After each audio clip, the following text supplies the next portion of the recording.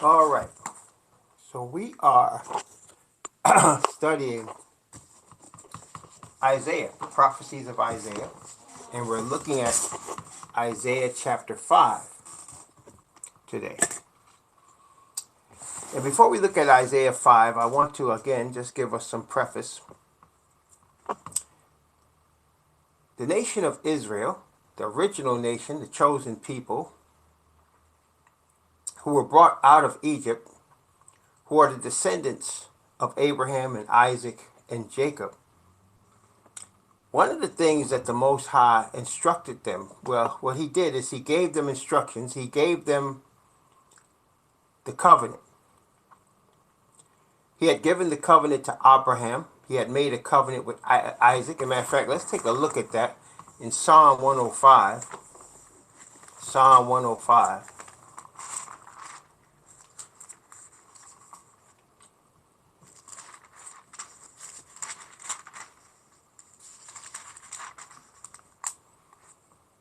And I'm going to read Psalm 105.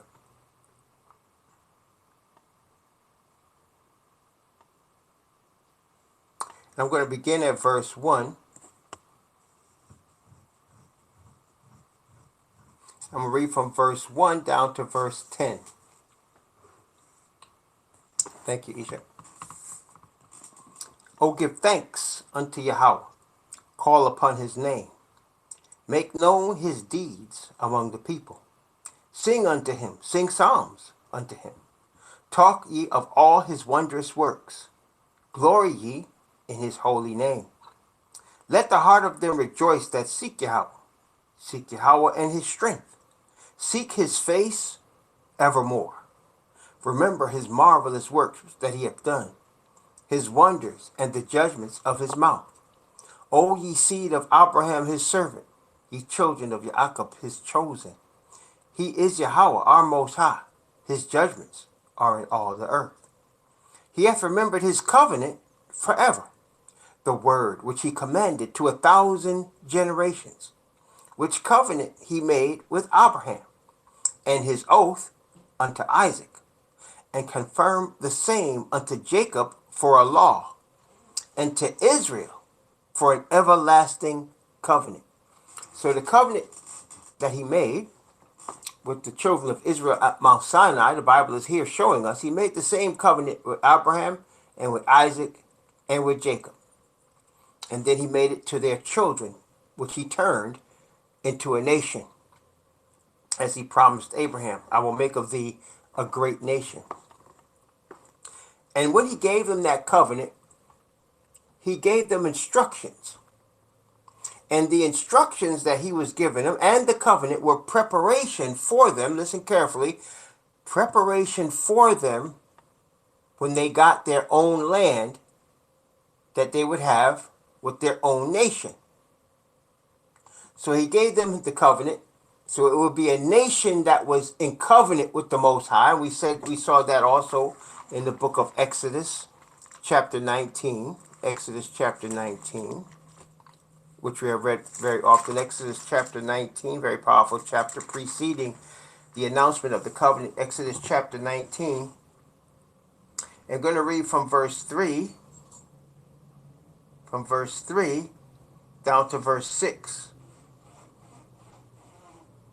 And Moses went up unto the Most High, and Yahweh called unto him out of the mountain, saying, Thus shalt thou say to the house of Jacob, and tell the children of Israel, Ye have seen what I did unto the Egyptians, and how I bare you on eagle's wings, and brought you unto myself. Now therefore, if ye will obey my voice indeed, and keep my covenant, then ye shall be a peculiar treasure unto me above all people. For all the earth is mine, and ye shall be unto me a kingdom of priests, and a holy nation. These are the words which thou shalt speak unto the children of Israel. So he gave them a covenant which he had given to their fathers. And also, we have read many times that he only chose this one nation. He didn't choose another nation. This is the nation he chose. These are the chosen people of the Most High. He never revealed himself to any other nation or to any other people, just to them. And he did it to them so that they would show him to the other nations. There would be a kingdom of priests and a holy nation. And also, he also said, as we saw in the book of Revelation, he'll make a nation of kings and priests. Now,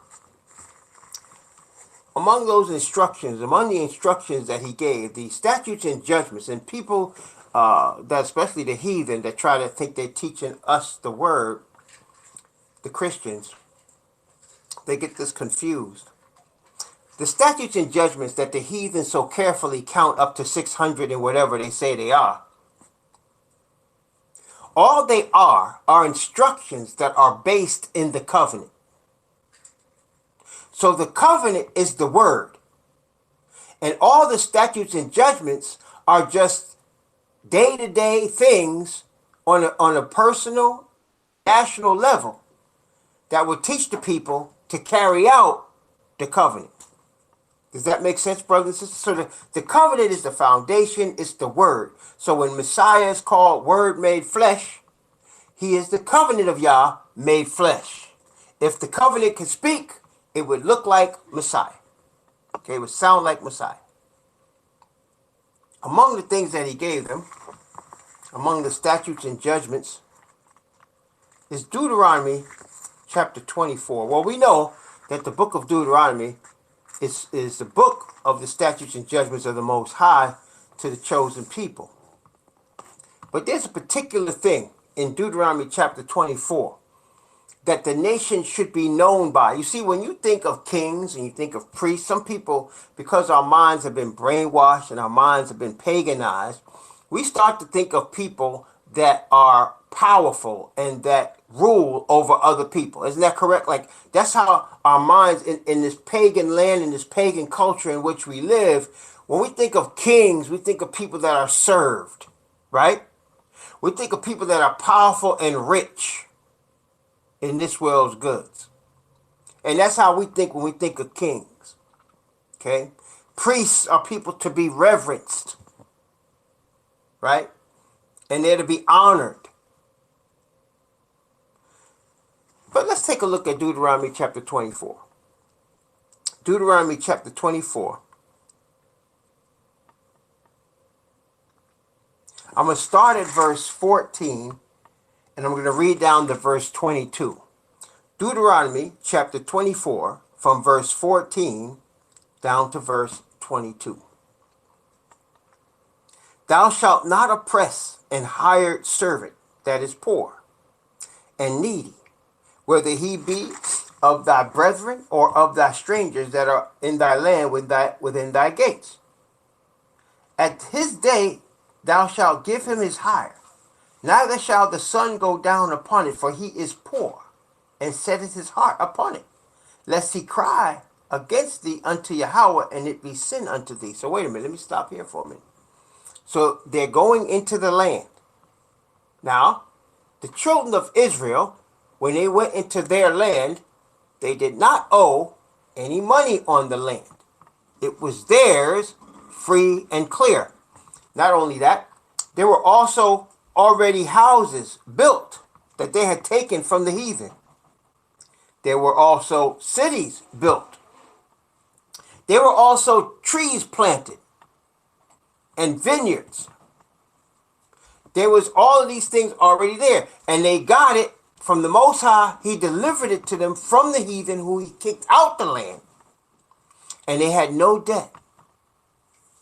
You see, brothers and sisters, one of the things of being poor is that you're in debt. Okay? And as we know, in the modern society, the so-called modern society in which we live, debt is what runs the earth, right? I mean, the whole economy is run by debt, which goes completely against the word of the Most High. And if you notice, it said, in the beginning when we started reading, it said, thou shalt not oppress an hired servant. Why did it say that? Hired servant. Because brothers and sisters, I want to make sure you can hear me. Testing 1, 2, 3. Can you hear me? Testing 1, 2, 3. Can you hear? Okay, good. Brothers and sisters, when our fathers went into the land, the majority of people were self-employed. And when I say self-employed, they were farmers, and they had cattle, or they raised crops, or they were stuff like carpenters or printers. They were mostly self-employed. And the people that ended up having to work for somebody is because they didn't have any land, right? Or they lost their land for some reason. And they didn't have any business. So they had to work for somebody. They had to be a hired servant. And the hired servants were considered poor because they were dependent on an employer. Now, let me ask you. Would you say that the majority of people in the society we live in today are hired servants? Isn't that the case? Right. So what does that tell you? So poverty is built in to the modern economy. It's built into it. You are built into it. You go to school. If you get an education, you pay a lot of money for the education, but you're mostly paying so that you can become what? A hired servant. Is that correct? So modern Babylon, according to the Bible, it starts off crooked. Is that right? Starts off crooked. And there's a statistic, and I can't prove the statistic, but I kind of feel in my own spirit that it's true, that the majority of people are 1 or 2 paychecks away from homelessness. So that if somebody missed 2 paychecks, a month's worth of pay, short time after that, they be on the street.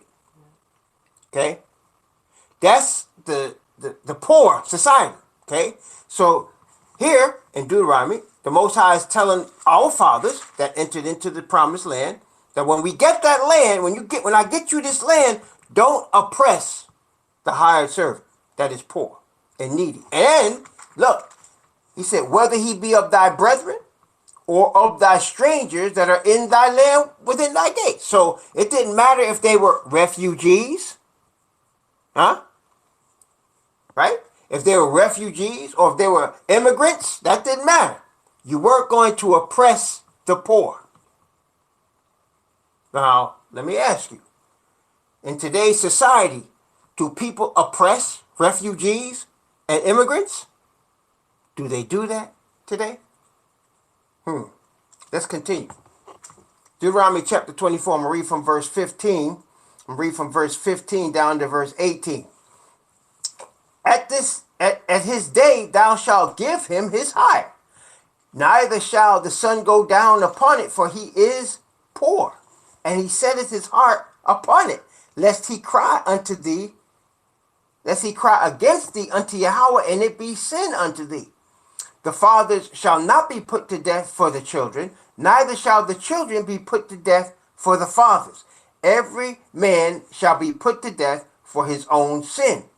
Thou shalt not pervert judgment of the stranger, nor of the fatherless, nor take a widow's raiment to pledge.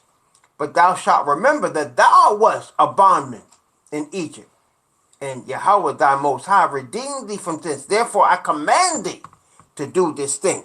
So, you're going to take care of your widows. You're not going to blame the children for stuff their fathers did. You're not going to pervert judgment. In other words, you're not going to take bribes when you're in positions of power to make rulings that go according to the person that's bribing you. Like, for example, you don't send people to jail for long terms because you make money off the prison. Does that make sense, brothers and sisters? You don't make your determination of how long people are placed in jail because the prison is private and is kicking back money to the customer or to the person that helped set up the privatized prison. Because that's perversion of judgment. That creates crooked judges. Okay? By the way, I think we understand this is happening as I'm speaking to you. Let's continue. So he also said, let me read verse 18 again. I'm going from verse 18 down to verse 19. But thou shalt remember that thou wast a bondman in Egypt, and that Yahweh thy Most High redeemed thee thence. Therefore I command thee to do this thing. When thou cuttest down thine harvest in thy field, and hast forgot a sheaf in the field, thou shalt not go again to fetch it. It shall be for the stranger, for the fatherless, and for the widow, that Yahweh thy Most High may bless thee in all the work of thy hands. So he tells these people, when I bring you into the land and you start to reap the harvest of the land I gave you, and there's poor people there, whether they be from your land, of the children of Israel, or other strangers that came in, immigrants, don't reap everything from your land. Leave some for them. Leave some for them. And if you do that, he said, I'm going to bless you. If you do that. Leave some for them. So in other words, the well-being of the nation is in large part dependent on how they treated the poor. The well-being of the nation was in large part dependent on how they treated the poor. Okay? Let's go from verse 20 down to verse 22. When thou beatest thine olive tree, and thou shalt not go over the boughs again. It shall be for the stranger, for the fatherless, and for the widow. When thou gatherest the grapes of thy vineyard, thou shalt not glean it afterward. It shall be for the stranger, for the fatherless, and for the widow. Thou shalt remember that thou wast a bondman in the land of Egypt. Therefore I command thee to do this thing. So he keeps bringing up that our fathers were slaves. And because they know what slavery and oppression felt like, they should never do it to anyone when they get their land. Okay? They should never do that. They should always look out for the poor. And the poor is obvious. People that have to beg, people that have to ask you for a job. These are people that are going to be poor. They're going to be poor. And look, brothers and sisters, again, you can look at our own situation. Generally speaking, 90% of the population of planet Earth, not just the United States, planet Earth, 90% of the population is in a situation where if you take away their job,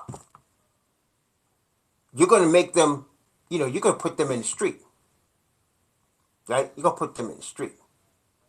You take away their means of being hired, and you're going to put them in the street. And even the people that are considered rich, that own stocks and bonds, and they got bank accounts, all of that stuff is built on what? Paper. It's built on paper. And paper can burn, can't it? As a matter of fact, really and truly, when you think about it, wealth is nothing but numbers on a computer screen. That's what it is. It's like if you have a lot of money, how you know? Well, you can look on the computer and you can see what your accounts have. You got millions, hundreds of millions, tens of millions. You go on hotels and all that. You can look on the computer. But that could be taken away in a moment. So he says, don't oppress the poor, the fatherless, and the widow. Take care of the stranger, the hired servants. Don't hold on to their money. If you owe them, pay them. Pay what you owe, right?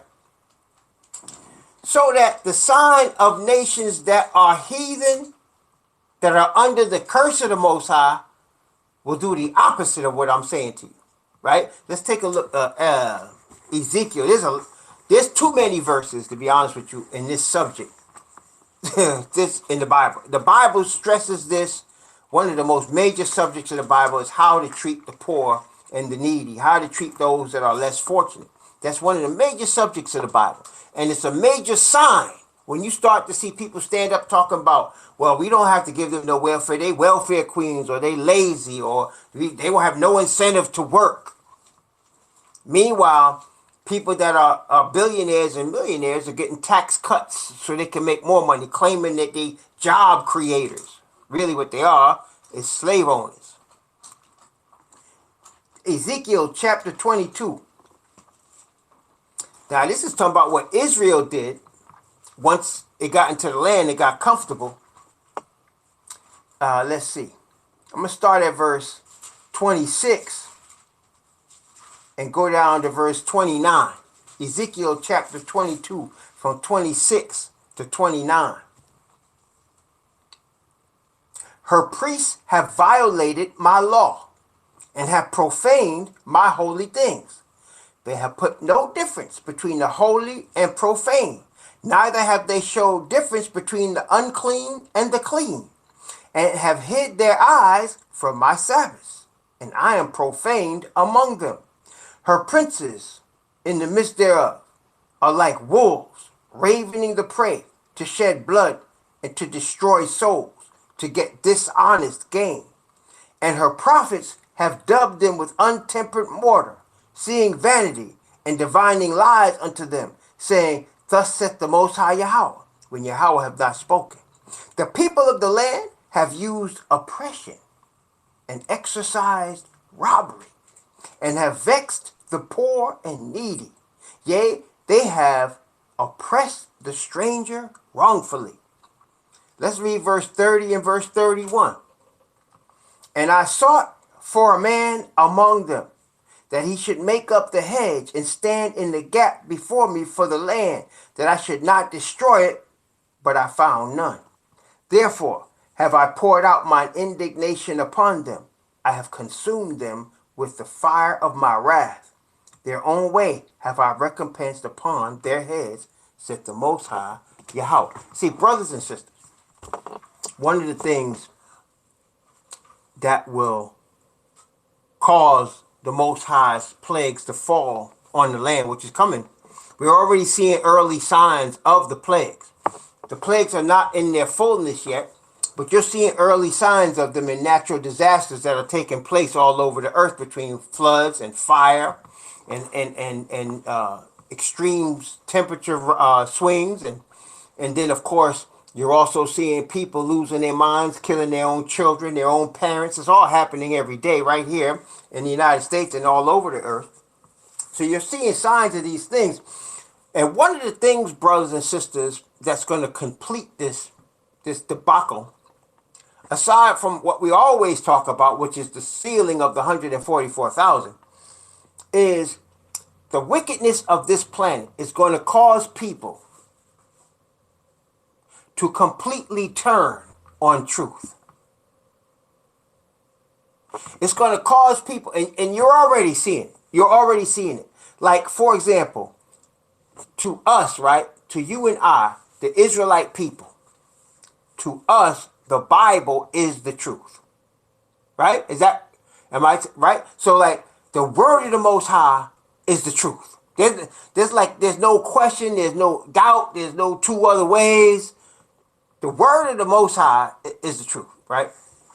But in the world, you'll hear it like this. They'll say, he is speaking his truth, or she has expressed her truth. Have you heard that? What that means is everybody has a version of truth, and nobody's truth is absolute. So that it gets to the point where the Most High's word is not the truth. It's a truth. Right?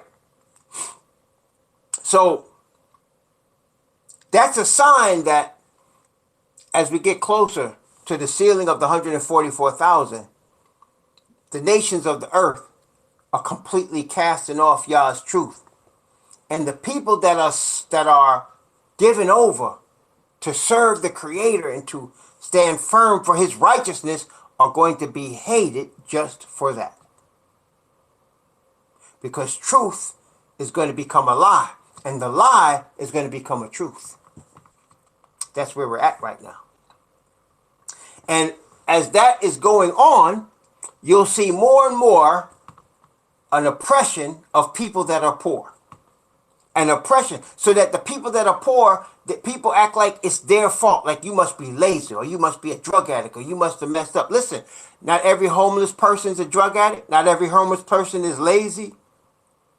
Not every person that's behind on their bills are irresponsible, but they put that out there to put blame on the poor. Okay? To put blame on the poor.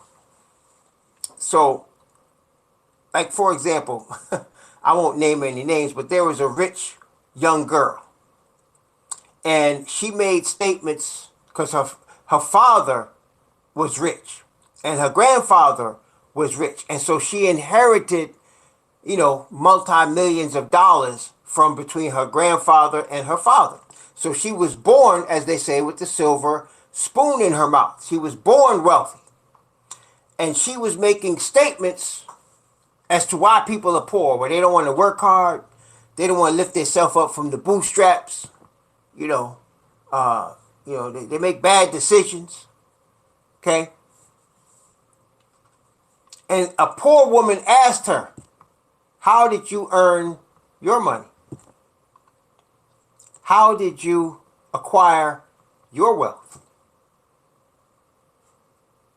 And she couldn't answer because she inherited her money. Yet she had negative things to say about people that weren't as fortunate. That is the attitude of the general public when it comes to rich and poor. And that's one of the signs that this whole thing is about to be destroyed. Okay? Now, before we go to Isaiah, one more thing. The Bible says, let's take a look at it. Let's take a look at it. First Peter, before we go to Isaiah, First Peter chapter 4, 1 Peter chapter 4, and this is also found in Ezekiel chapter 8, but I'm not going to go there today. But if you want a second witness, it's Ezekiel chapter 8. But 1 Peter chapter 4, I'm going to read from verse 17 and 18. 1 Peter chapter 4. Well, no, wait. We're too close to this other verse that's controversial for me to escape it. So let's do that too. I'm going to start at verse 14 and read down to verse 18. From verse 14 to verse 18. 1 Peter chapter 4, verses 14 to 18. If ye be reproached for the name of Messiah, happy are ye. For the Spirit of glory and of Yah resteth upon you. On their part, that is the heathen, he is evil spoken of. But on your part, that is the Israelites, he is glorified. But let none of you suffer as a murderer, or as a thief, or as an evildoer, or as a busybody in other men's matters. Yet if any suffer as a Christian, let him not be ashamed, but let him glorify Yah on this behalf. For the time is come that judgment must begin at the house of Yah. And if it first begin at us, what shall be the end of them that obey not the gospel of Yah? And if the righteous scarcely be saved, where shall the ungodly and the sinner appear? So let's start. That word Christian is one of only 3 times in the entire Bible that the word Christian is used. Only one of 3 times. And people take this to say, see, there was Christians in the first century. See, there were Christians. Peter said, if you suffer as a Christian, don't be ashamed. Right? But what you need to understand is he put the word Christian in with the word murderer, evildoer, and busybody and thief. Why? Because that's how people thought about the followers of Messiah. The Messianics were called Christian because they were making fun of them. It was a negative thing. So he said, they call you that because you're a follower of the Messiah. Don't be ashamed because you're following Messiah, right? Don't be ashamed. It wasn't that they were Christian churches and they were crosses all over. No. This is Peter, right? Number one. As we know, Kapha is his real name, and we know Kapha was appointed as the apostle to who? Apostle to a specific group of people, The apostle Kapha was appointed an apostle to a specific group of people. Just like the apostle Paul was appointed an apostle to a specific group of people. Do y'all know who I'm talking about? That's right. Caliph was appointed to the Israelites, or they say that is circumcision, and Shaul or Paul was to the heathen, the uncircumcised. So when Peter's writing, he's not writing to heathen, he's writing to Israelites, right? And he tells them, if somebody calls you Israelite, a Christian, don't be ashamed. See, that would make you upset. They call you a Christian. That's a pagan name, right? You'd be ashamed. He said, no, don't worry about that. Don't let that bother you. Because you're following the Father. And you're following Messiah.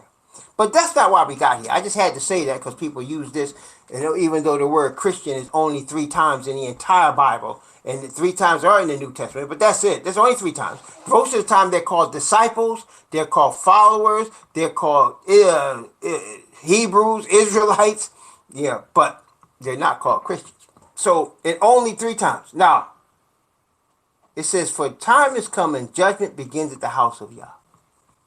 So look, as we stated, the Most High showed himself to the Israelite people. He did not show himself to any other people. He entered into a covenant with them. Now we know from our study of the word of the Most High that when the Most High enters into covenant, it's forever. Correct? I mean, it's not for no limited time. When he enters the covenant, it's forever. So when he promised Abraham, I'm going to make your seed a great nation, that's forever. When he promises Jacob and Jacob's father Isaac, it's forever. When he promises the nation of Israel, it's forever. So he's going to have the bloodline of Abraham, and he's going to have that nation forever. It's going to happen. See, there's no question. Even though it's all scattered and messed up now. We're going to read about that in Isaiah. But that's going to happen. Judgment begins with them. What does that mean? We know that Messiah is the high priest. He's in the heavenly sanctuary in the 3rd heaven. And he's interceding for Israel. So once the 144,000 are sealed and they bring forth the message, even before they seal, right now, there are people that are being sealed and then they die. Some of them die because he puts them to rest. Bible shows us that too. We're going to read that in Isaiah later on. But he puts them to rest. Puts people to rest. To save them. Now, that's for the Israelites. But the heathen, they don't have, white Jesus doesn't exist. So what do they have? And people that are practicing Judaism don't even believe there is a Messiah. What do they have? They don't have anything. They don't have anything. Okay? So if he punishes his own chosen people for neglecting the poor, what you think he's going to do to the heathen to have a whole system of Babylon set up to create slaves and to create poor people? That's the whole system is set up to create that. What do you think he's going to do to that place? What do you think he's going to do to that system? What do you think he's going to do to those nations? Yes, brothers and sisters, he's going to destroy the whole thing. Lock, stock, and barrel. It's going to be destroyed. Okay? Now, let's go to Isaiah chapter 5. Let's go to Isaiah chapter 5. And he's going to begin here in Isaiah chapter 5 talking about a vineyard.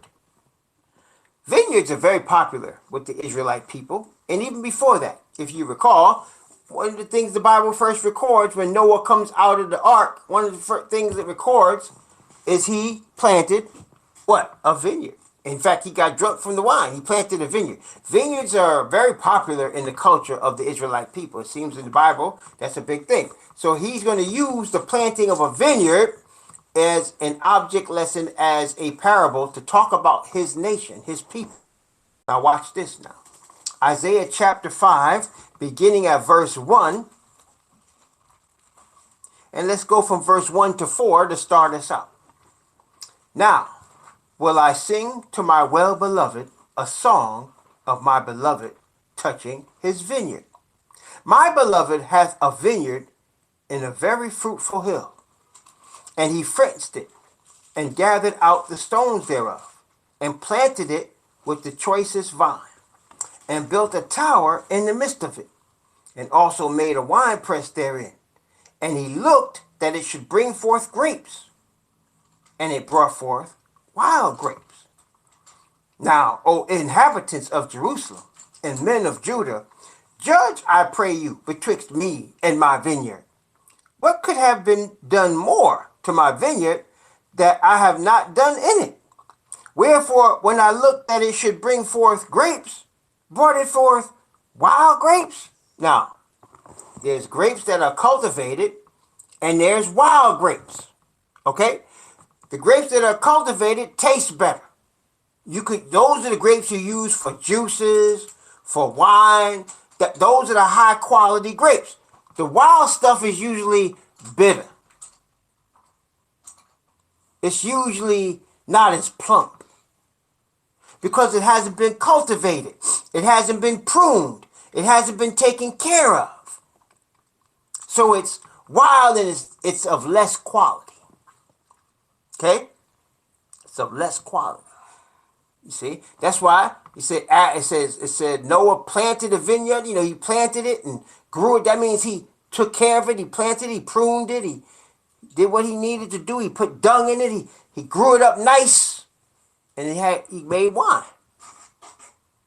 Right? So you cultivate the grapes. It comes out of higher quality than if you just leave it by itself, let it grow wild. It's not going to be quality. It's going to get in its own way. It's going to be less tasty. It's not going to be as healthy. It's just not the same.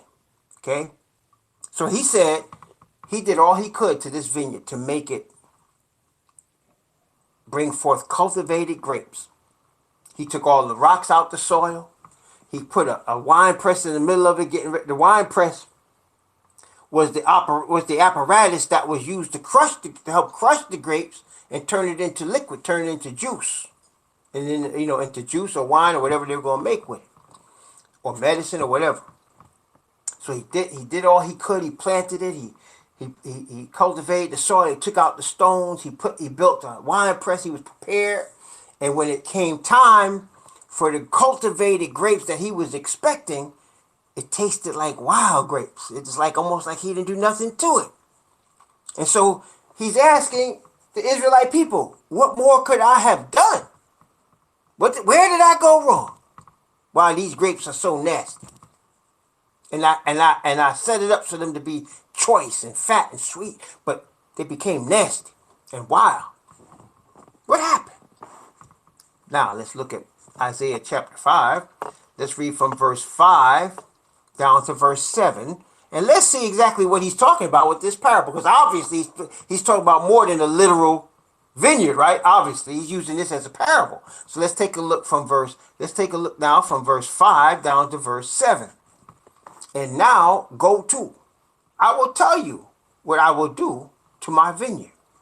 I will take away the hedge thereof, and it shall be eaten up, and break down the wall thereof, and it shall be trodden down, and I will lay it waste.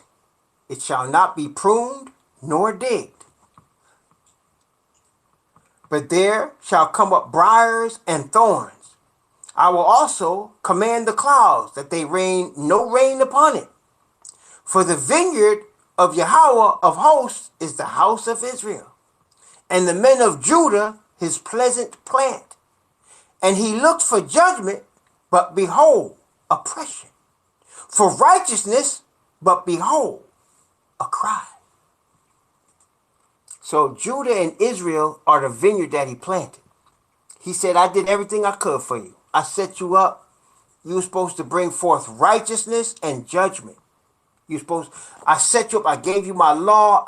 I taught you. I sent you my prophets. I sent prophets to you. I gave you the Levites to teach you my word. I gave you David. I gave you righteous kings and prophets.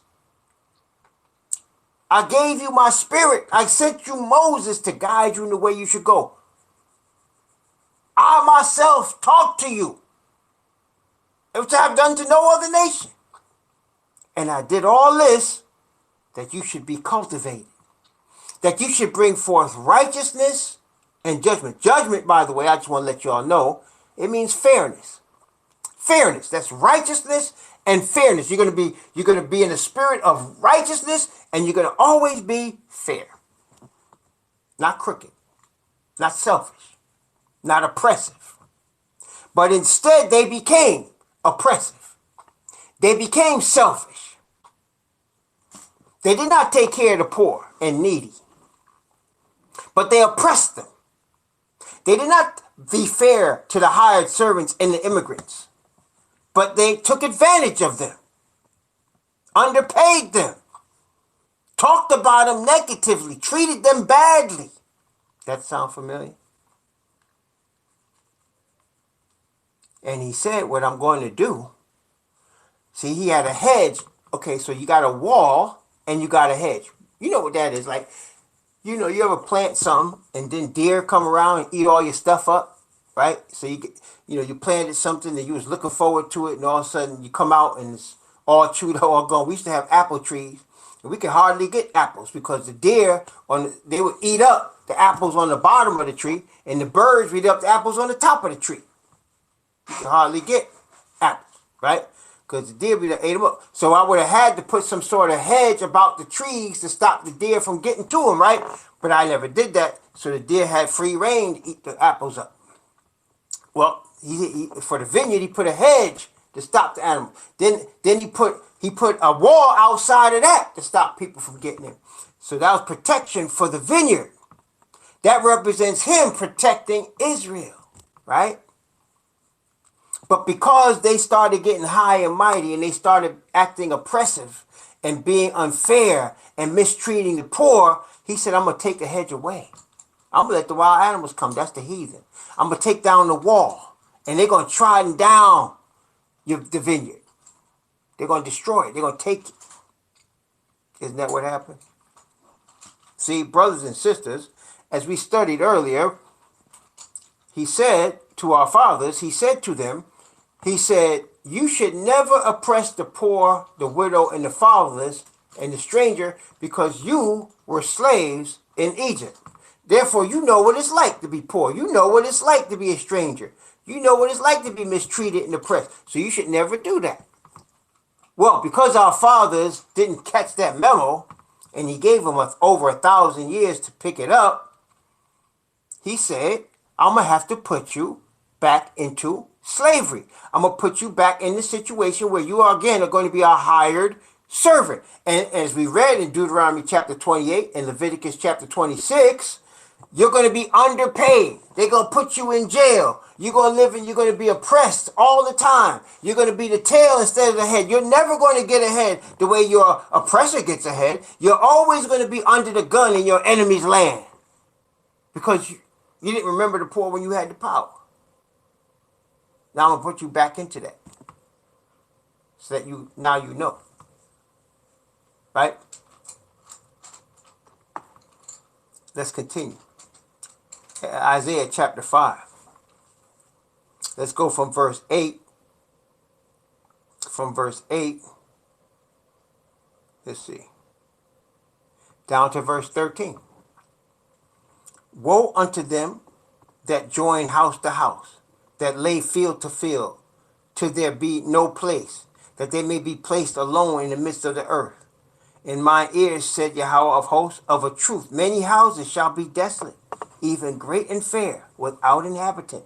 Yea, 10 acres of vineyard shall yield one bath, and the seed of an omer shall yield seed of an ephah, seed shall yield an ephah.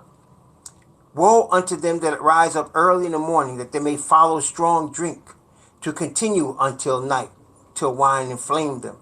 And the harp and the viol and the tabret and the pipe and wine are in their feasts, but they regard not the work of Yahweh, neither consider the operation of his hands. Therefore my people are gone into captivity, because they have no knowledge, and their honorable men are famished, and their multitude dried up with thirst. So, you want to know why we were placed in slavery, why we were on slave ships, why we've been mistreated in this particular land for 400 years, and in other lands even longer than that. See, there's been 400 years of oppression in the United States. Well, it's actually been longer than that because the Indians was catching it before we even got here, and some of us were here with the Indians. But then you're talking about Brazil, what is now Brazil, all of South America, Central America. You're talking about the islands of Haiti, Dominican Republic, Puerto Rico. You're talking about Jamaica. You're talking about Cuba. these people were enslaved even before us here in America. So you're talking about many, many hundreds of years, and that's not even dealing with these Arabs, the Arabs that are the children of Amalek and the children of Esau that enslaved us in the Sahara Desert. We're not even dealing with that also. So we've been enslaved a long time, and we can never get ahead. Every other people gets ahead before us, especially those that come out of the north, come out of Yafet. Those that come out of the north, they get ahead way before us. They power over us. Why? Because of what our fathers did. Now, as I mentioned earlier, the situation, of course, is now going to be reversed, because now we are the oppressed and they are the oppressor.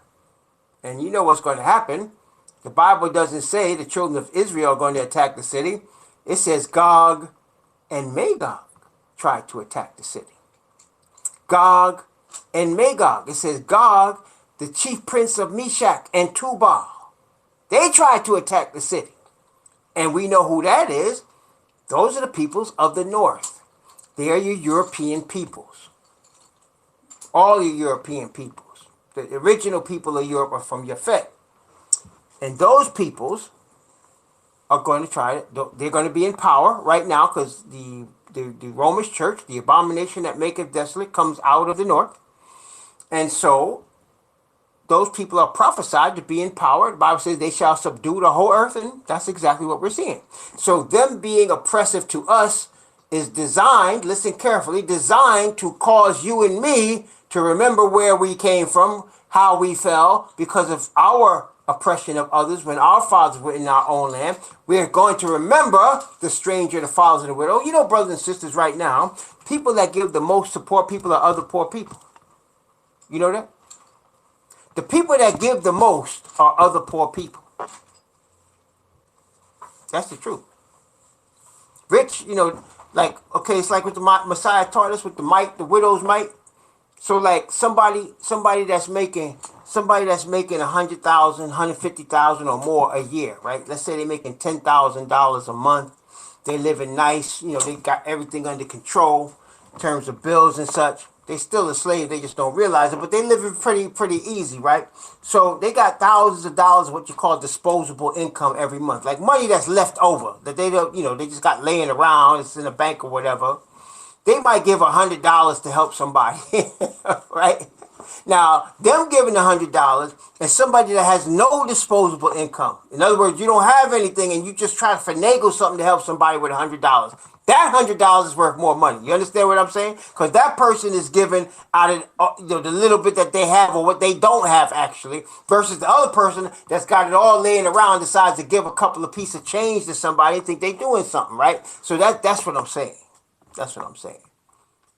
That's the situation we're in right now. The people that are the most fit, and you know, you talk. Myself. I'm a person that was part of the Treasury Department of Christian churches for more than 20 years. So I've seen many tithe envelopes, many, and the people that are the most faithful to give the tithe are the people that can least afford to do it. They were giving their money from Social Security checks, you know, and pensions that they're not even working, and they giving money. And feeling guilty if they didn't.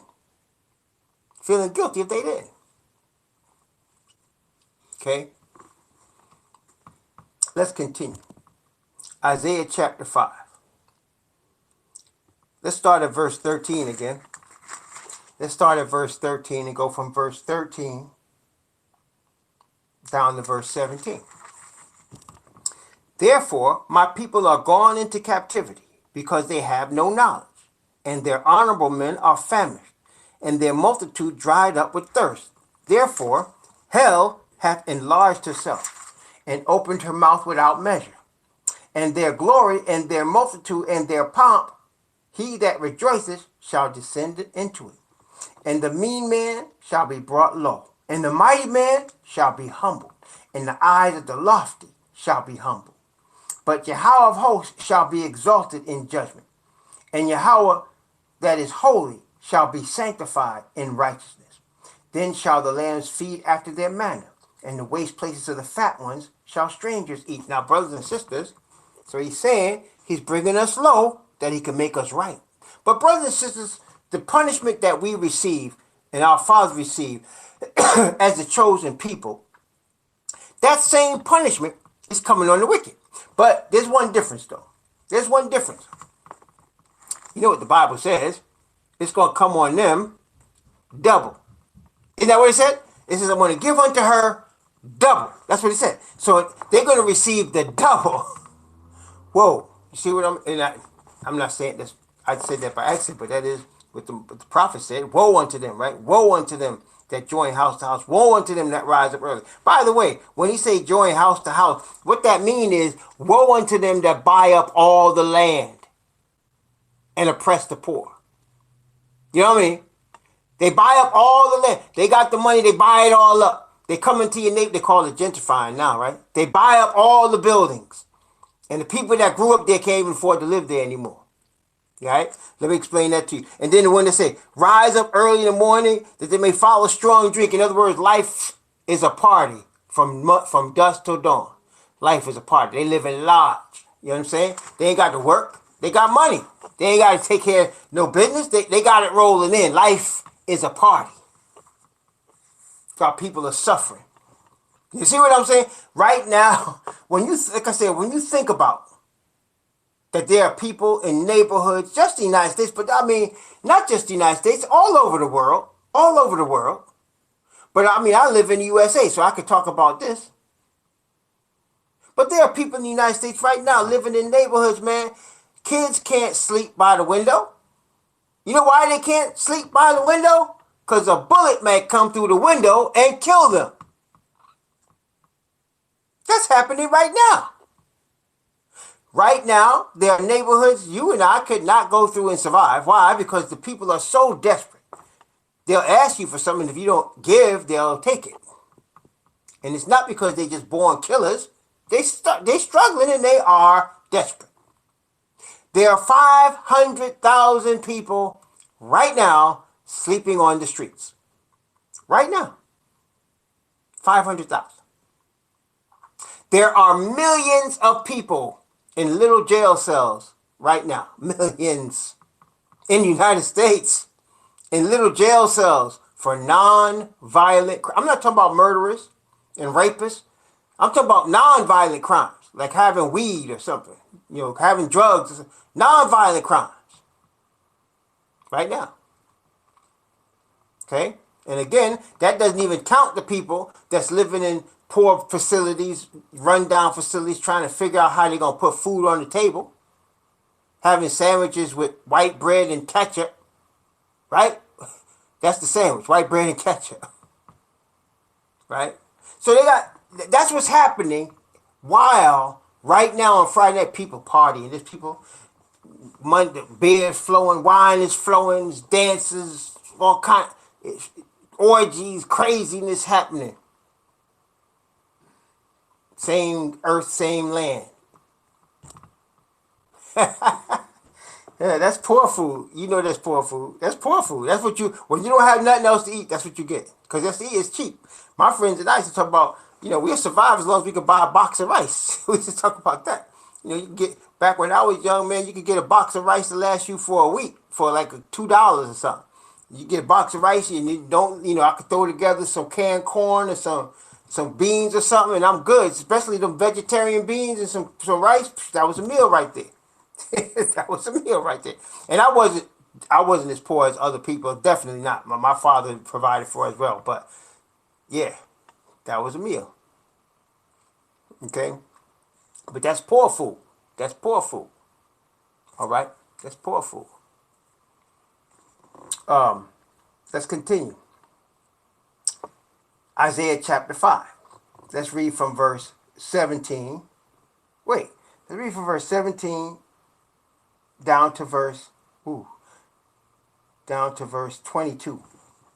Actually, from verse 17 down to verse 23. Then shall the lambs feed after their manner, and the waste places of the fat ones shall strangers eat. Woe unto them that draw iniquity with cords of vanity, and sin, as it were, with a cart rope, that say, let him make speed and hasten his work, that we may see it. And let the counsel of the Holy One of Israel draw nigh and come, that we may know it. Woe unto them that call evil good and good evil, that put darkness for light and light for darkness, that put bitter for sweet and sweet for bitter. Woe unto them that are wise in their own eyes and prudent in their own sight. Woe unto them that are mighty to drink wine and men of strength to mingle strong drink, which justify the wicked for reward and take away the righteousness of the righteous from him. Yes. Yes. Yes. Brothers and sisters. What he's saying here, verse 19, let the counsel of the Holy One of Israel draw nigh and come, that we may know it. That's just being arrogant. That's what they say. Yeah, where's the Lord? They know Lord. That's the white man's God, or that's the opiate of the masses, and they ain't no God, man. God is that greenback. You know? Yeah. They said the golden rule is he who has the gold makes the rules. That's the way they live on this earth. He that has the gold makes the rules. That's how they do it. So, brothers and sisters, this is why we know this whole situation is not going to last. And we're already, again, we're seeing the signs with the murders and the people. And now I'm talking about just people murdering people at random, trying to rob them. That's bad enough. But we're talking about women and husbands killing their babies and young people killing their parents and, things like that. I mean, it's just getting crazy. It's just getting crazy. And people going on stabbing sprees and going into elementary schools and gunning down kids. It's off the chain. And then, of course, we talked about the weather. Extremes in the weather, extreme hot, so that you get forest fires, burning up stuff like we saw in Australia this past week. Then you get extreme cold, with like 30, 40 below zero, right? And people freeze to death and people die of the heat stroke. You got fires in California, you got floods. All of these things are signs. These are the beginning. Then, of course, we're not even talking about the diseases that are so rampant. People, they got so many diseases. We're in modern medicine. Brothers and sisters, they got so many diseases of every nature. And all they do is give you more medicines to make you sicker while they're trying to so-called control the disease. Brothers and sisters, it's getting bad. It's really bad out here. So we know that the earth just can't take much more of it. And we praise the Father for the promise of his spirit of righteousness that's going to cause us to overcome this world. Not only that, it's going to cause the Father to return and bring Messiah. And they're going to set up a kingdom which shall never be destroyed. But it shall last, the Bible says, forever, even forever and ever. There'll be no more of this. You see, brothers and sisters, I used to say, man, Most High, I hope I get to do this before Jesus come back. I hope I get to do this before Jesus come back. But now that I know the truth, I totally understand what John says when he says, even so, come, Messiah, even so. So, brothers and sisters, I don't care if I'm ready or I'm not ready. For the sake of the poor, the fatherless, the stranger, for the sake of the oppressed that are being oppressed, and our brothers and sisters that are being oppressed every day, please, we got to pray. Please bring this to an end, Father. Bring it to an end now. You understand? Bring it to an end now. See, brothers and sisters, I trust the Father to have me ready, and I trust he have you ready as long as we keep coming to him. Messiah said, all that the Father give me shall come to me. And he that cometh to me, I will in no wise cast out. So as we continue to come to the Father through Messiah, he going to continue to bless us. We may not make the progress we want to make spiritually. When we start measuring ourselves, we don't come to the mark. But I trust the Father to finish his work in me. And I trust him to finish his work in you. But whether he finishes or not, this stuff's got to end, man. This stuff's got to end. This is crazy. All this crooked politics and crooked television stations and the news lying. And it's crazy. It's off the chain crazy. Okay? It really is. It really is. And so We praise the Most High for the words of truth from His Word, the comforting words that He gives us, that He's showing us is going to come to an end. We praise Him that He shows us there's going to be a new heaven and a new earth, that the new Jerusalem is going to come down, that there's going to be a kingdom of righteousness that will never end. We praise Him for that because that's the hope. But sometimes, you get tired, you get tired, and you be like, man, when is this going to come to an end? It just wears on you. You just see it every day, and it just wears on you, man. But we just give the Most High His praise. And that's what I said before. That's what helps me. I'm just telling you what helps me. Is when I get tired, I just start trying to praise the Father. Just try to praise Him. I'll get on my knees and just start thanking Him because I know it's going to come to an end soon. I know we got many more dark days ahead of us. It's going to come in quick succession. There's going to be it's going to get real hectic. It is going to get real hectic. But I'm just praising Him because at the end of the day, it's going to be all over. It's going to be all over, man. It's going to be all over. We just give Him the praise. I'm going to stop here. I'm going to stop here and continue tomorrow from this woe at verse 20. Heavenly Father, we praise you and thank you for your grace and mercy. We praise you and thank you for your word and for your spirit and for Messiah. Please guide and direct our path that we might be ready to meet you in peace. But even so, if we're not, please, as soon as possible, even today, please end this wicked kingdom and this wicked system of the planet Earth and bring in your kingdom of righteousness in the Messiah's name. Yahweh shall we pray. Amen.